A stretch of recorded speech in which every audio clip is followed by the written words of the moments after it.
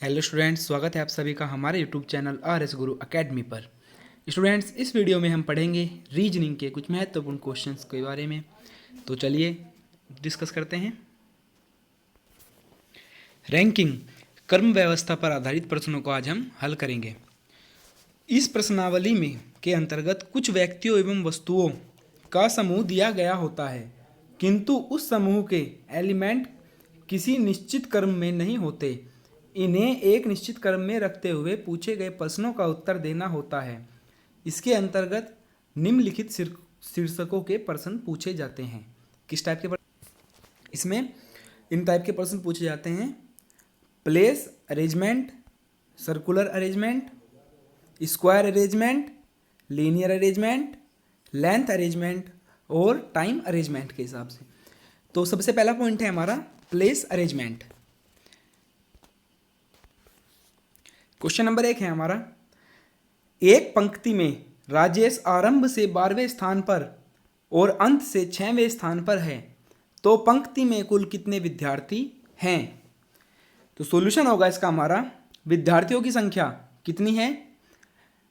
12वें स्थान पर है वो आरंभ से, कौन? राजेश, और 6ठे स्थान पर है अंत से।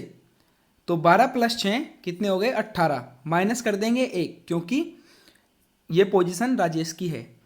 तो क्या हुआ? 18 में से 1 गया, कितना हुआ? 17। पंक्ति में कुल व्यक्तियों की संख्या कितनी हुई? 17। अगला क्वेश्चन है हमारा, एक पंक्ति में 10 विद्यार्थी हैं। विनय आरंभ से 7वें स्थान पर है, तो अंत से उसका स्थान ज्ञात कीजिए। सॉल्यूशन क्या होगा हमारा इसका? माना अंत से पोजीशन क्या होगी उसकी? x। तो एक फॉर्मूला यूज करेंगे हम यहाँ पर, कुल विद्यार्थियों की संख्या इक्वल टू आरंभ से पोजीशन प्लस अंत से पोजीशन -1, जो हमने पहले क्वेश्चन में भी यूज किया था। तो अब क्या करेंगे हम, कुल विद्यार्थियों की संख्या कितनी है? 10, और आरंभ से पोजीशन, आरंभ से विनय का स्थान क्या है? 7, और अंत से क्या होगा उसका स्थान? x + x और -1, फॉर्मूले के हिसाब से रख दिया हमने। तो अब इसे हम सोल्व करेंगे, क्या होगा?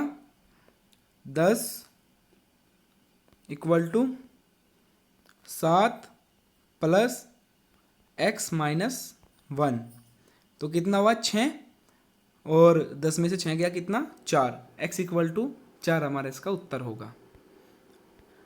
अगला क्वेश्चन है यहाँ पर, एक लिस्ट में चावल आरंभ से 45वें स्थान पर हैं और चीनी अंत से 75वें स्थान पर है। यदि चावल अंत से 61वें स्थान पर हो और चीनी का आरंभ से स्थान ज्ञात कीजिए। सॉल्यूशन देखिए इसका, चावल के लिए टोटल वस्तुओं की संख्या कितनी होगी? चावल के लिए, क्योंकि चावल आरंभ से 45वें स्थान पर हैं, तो 45 फॉर्मूले के हिसाब से प्लस 61 - 1, कितना हुआ? 105। चीनी के लिए कुल वस्तुओं की संख्या, अंत से स्थान प्लस आरंभ से स्थान -1, तो कितना हुआ? 105 = 75 + x - 1। अब इसको हम सोल्व कर देंगे तो हमारा उत्तर आएगा x = 31। समझ में आ गया? अगला क्वेश्चन है हमारा, एक पंक्ति में विनय आरंभ से 16वें स्थान पर है और संजय अंत से 5वें स्थान पर है, तो निम्नलिखित प्रश्नों का उत्तर दो। नंबर 1 प्रश्न क्या है? कुल व्यक्तियों की संख्या ज्ञात करो। दूसरा है कुल व्यक्तियों की अधिकतम संख्या ज्ञात करो, और तीसरा होगा हमारा कुल व्यक्तियों की न्यूनतम संख्या ज्ञात करो। तो सॉल्यूशन देखिए इसका,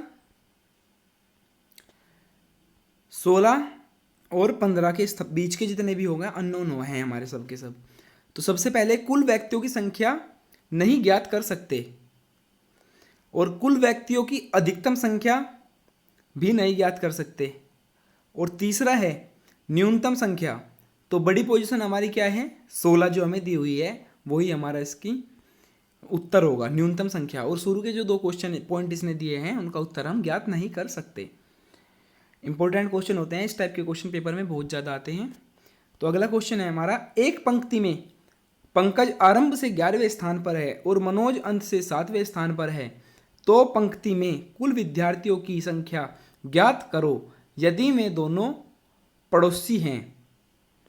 तो क्या करेंगे हम? सबसे पहले फर्स्ट कंडीशन देखेंगे, क्या होगी? पंकज है आरंभ से 11वें स्थान पर, तो हमने इसको 1 2 3 4 5 6 7 8 9 10 11 11वें पर बैठा दिया पंकज। और पंकज और मनोज दोनों एक दूसरे के पड़ोसी हैं, तो मनोज उस 12वें स्थान पर होगा। लेकिन क्वेश्चन के अनुसार पंकज आरंभ से 11वें स्थान पर है और मनोज अंत से 7वें स्थान पर है। मनोज का जो स्थान है अंत से 7वां है, तो कितना हुआ? 12, 1 2 3 4 5 6 और 7वां जो पोजीशन हुई वो किसकी हुई? मनोज की। तो टोटल कितना बताना है कि कुल विद्यार्थियों की संख्या ज्ञात करो। तो टोटल कितने हो गए? 1 2 3 4 5 6 7 8 9 10 11 12 13 14 15 16 17 18। तो उत्तर क्या होगा हमारा? 18। अब दूसरी ट्रिक से भी हम कर सकते हैं, एक मेथड और है। कुल विद्यार्थियों की संख्या कितनी है?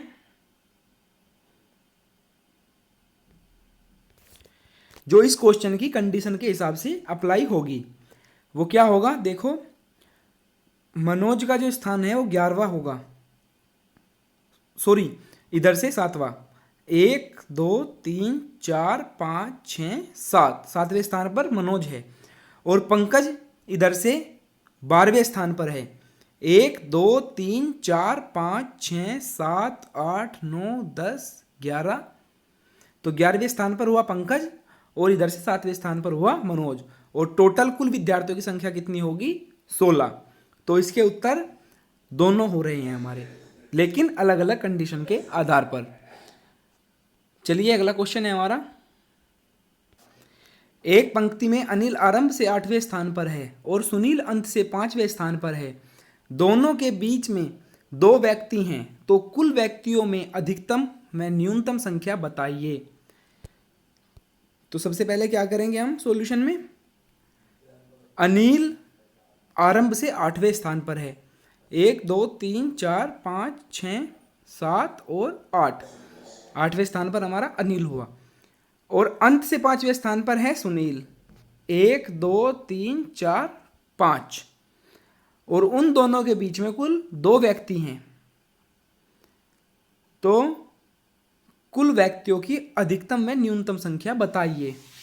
कुल व्यक्तियों की अधिकतम संख्या कितनी हो सकती है और न्यूनतम कितनी हो सकती है? अधिकतम व्यक्तियों की संख्या 8 + 2 + 5 = 15 होगी। और न्यूनतम संख्या निकालने के लिए टोटल ओवरलैपिंग निकालते हैं। फॉर्मूला क्या होगा इसका? न्यूनतम संख्या निकालने के लिए टोटल ओवरलैपिंग = छोटे पोजीशन का अंक माइनस बीच का अंक -2 प्लस बड़े पोजीशन का अंक। इस फॉर्मूले के आधार पर हम ओवरलैपिंग निकाल सकते हैं। चूंकि न्यूनतम संख्या के लिए क्या होगा? -5 -2 ब्रैकेट में 5 - 2 -2 + 8 कितना हो गया?